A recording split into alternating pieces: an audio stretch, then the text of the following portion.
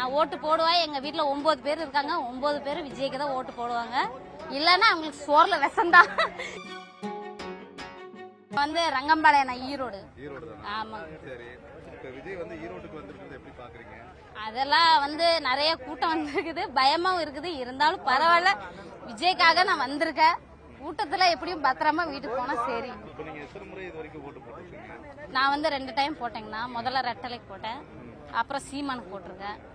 இந்த வருஷம் விஜய் அண்ணனுக்கு. விஜய் அண்ணா வந்து இப்ப வந்து யாருமே எலெக்ஷன் ஒழுங்கா நடத்துறது இல்ல, எந்த சலுகையுமே இல்ல, எந்த ஒரு இதுவுமே இல்ல. ஒரு பெண்களுக்கு பாதுகாப்பு இல்ல. ஒரு அரிசி பருப்பு வாங்கினா அந்த அரிசி பருப்புலயும் இது பண்றாங்க. ஒரு பஸ் ஏத்துறது இல்ல, எல்லாம் ஃப்ரீங்கிறாங்க. ஒண்ணுமே இல்ல சரிங்களா. ஒரு ரோடு நல்ல வசதி ரோடு இல்ல, தண்ணி இல்ல, ஒரு பாத்ரூம் நல்லா இல்ல. எல்லாமே ஒரு அவங்களுக்கு மட்டும் யூஸ் பண்ணிக்கிறாங்க. நம்ம மக்கள் வந்து ஓட்டு போட்டவங்க எல்லாம் அவ்வளவுதான், ஒண்ணுமே கேட்டாலும் தரமாட்டிக்கிறாங்க.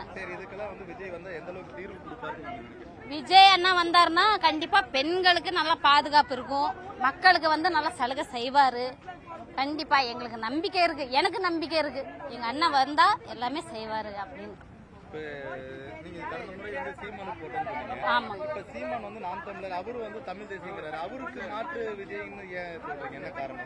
அது வந்து சீமான் வந்து செய்யற இப்படி அந்த மரங்கள் அது விவசாயம் அந்த மாதிரி எல்லாம் சொல்லிக்கிட்டு இருந்தாரு. அப்போ விஜய் வரலங்காட்டி தான் அவருக்கு போட்டோம்.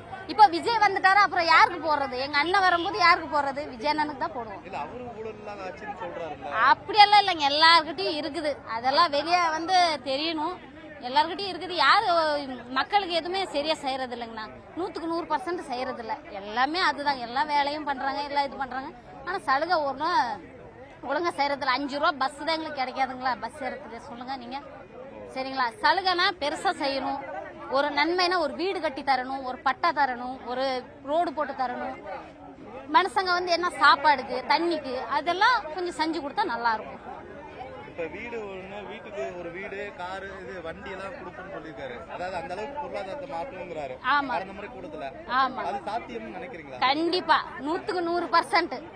கண்டிப்பா கண்டிப்பா நம்பிக்கை இருக்கு எனக்கு. நான் ஓட்டு போடுவேன். எங்க வீட்டுல 9 பேர் இருக்காங்க. 9 பேர் விஜய்க்கு தான் ஓட்டு போடுவாங்க. இல்லன்னா அவங்களுக்கு சோர்ல விஷம்தான். விஜய்க்கு தான், விஜய் அண்ணன் தான் போடணும், விஜய் அண்ணன் தான் வரணும். விஜய் அண்ணன் ஜெயிச்சுட்டா முருகருக்கு மாலை போட்டுட்டு வரேன்னு வேண்டியிருக்க. கண்டிப்பா வருவாரு, ஜெயிப்பாரு. சந்தை வியாபாரம். ஆமாங்க, மல்லிகை கடை. ஆமாங்க, Kokila.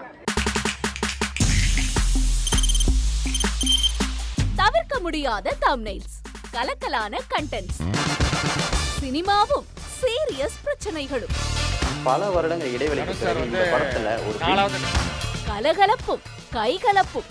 Me too, love you. Thank you so much. Mass ஏத்துறது போயிட்டே தான் இருக்காரே தவிர பிரேக்கே இல்லாமல் பிரேக்கிங் நியூஸ் சொல்லும் தந்தி டிவி ஆப்.